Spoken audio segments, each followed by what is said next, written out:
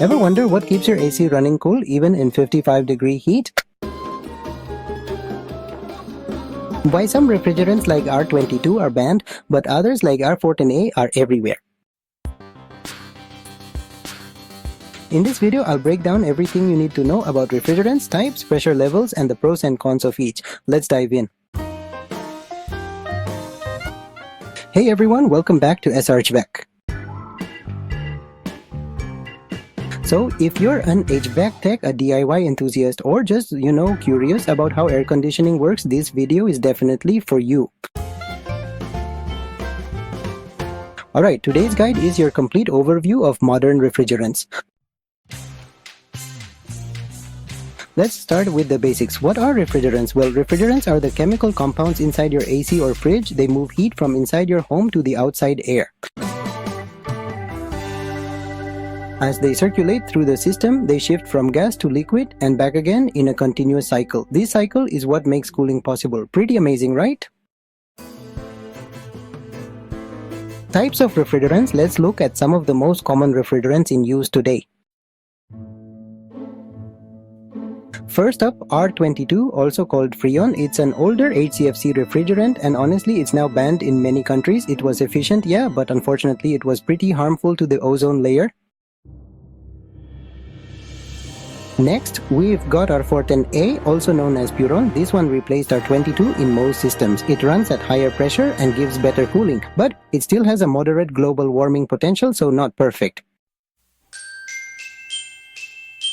R134A is mostly used in refrigerators and car ACs. It's safe and widely available, but honestly, it's just not as efficient as some of the newer options out there.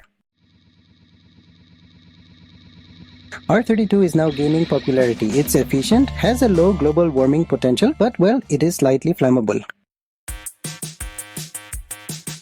And finally, we have R1234YF, an HFO that's used in modern vehicles. It's got an ultra-low global warming potential, but it does cost more, and yeah, it's also slightly flammable.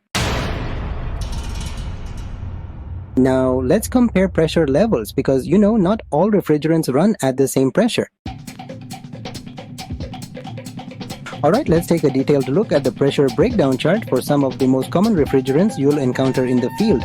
Understanding these numbers is crucial for diagnosing, servicing, and maintaining air conditioning and refrigeration systems.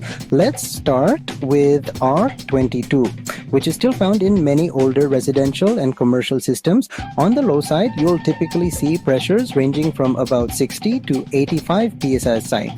This is when the system is running under normal conditions, with the ambient temperature around 75 degrees Fahrenheit. If your low side pressure is much lower or higher than this, it could indicate issues like low refrigerant charge, a restriction, or even a failing coiling compressor.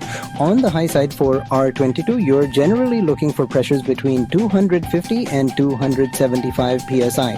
High side readings outside this range might point to problems such as dirty condenser coils, overcharging, or airflow restrictions. Always remember, these numbers can shift a bit depending on outdoor temperature, but they're a solid baseline for troubleshooting. Next up is R410A, which is now the standard for most new residential systems. R410A operates at higher pressures than R22, so don't be surprised when you see the low side running between 115 and 130 psi. This higher pressure is normal for refrigerant, and it's one reason why R410A systems require different tools and gauges than older R22 units. On the high side, R410A can reach pressures from 400 up to 450 psi, especially on hot days. If you see numbers much higher than this, check for dirty coils, overcharged systems, or blocked airflow. Always use gauges rated for these higher pressures to avoid equipment damage or safety hazards. Moving on to R134A, which is common in automotive and some small refrigeration systems. For R134A, the low side pressure usually falls between 22 and 35 psi. This range is typical for refrigerators, freezers, and car AC systems. If If your readings are outside this window, it could mean there's a leak, a restriction, or the system is overcharged. On the high side, R134A systems generally run between 130 and 180 psi. Again, these numbers can vary with ambient temperature, but they're a good reference point. Always compare your readings to the manufacturer's specifications for the most accurate diagnosis. Now, let's talk about R32, which is becoming more popular in energy-efficient air conditioning systems. R32 typically shows about 120 psi on the low side. This refrigerant is known for its lower global warming potential and higher efficiency, but it also operates at higher pressures, so always double check your equipment compatibility. On the high side, R32 can go all the way up to 470 psi. That's quite high, so it's important to use the right tools and follow safety protocols. High pressures like these mean the system is working hard, especially during peak summer temperatures. Finally, let's look at R1234YF, which is now widely used in newer vehicles as a replacement for R134A. The pressure ranges for R11234YF are pretty similar to R134A, but you'll notice they're just a bit lower overall. This refrigerant is designed to be more environmentally friendly with a much lower global warming potential. So, when you're checking R1234YF, expect slightly lower pressures than R134A, but use the same careful approach to diagnosis.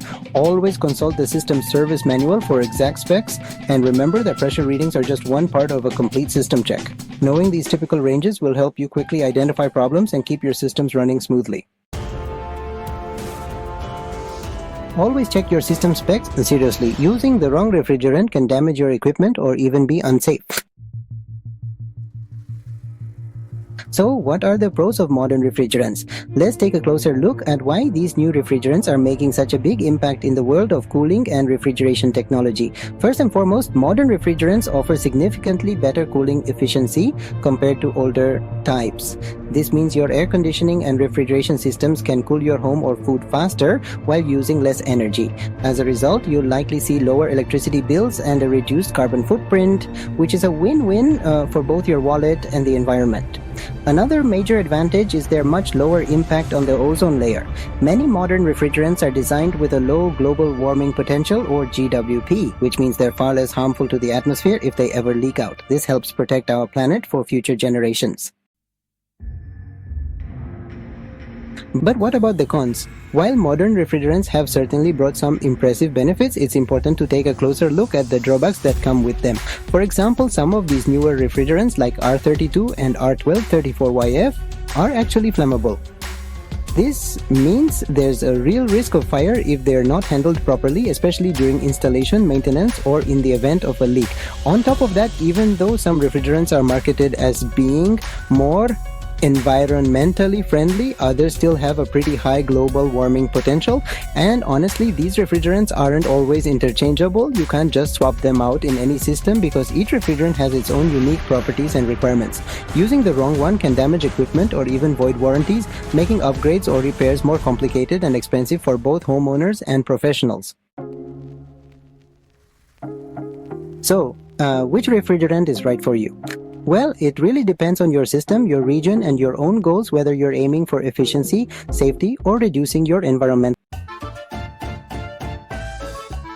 Thanks so much for watching. If you found this video helpful, give it a like, drop your favorite refrigerant in the comments, and subscribe for more HVAC videos every week. Until next time, stay cool.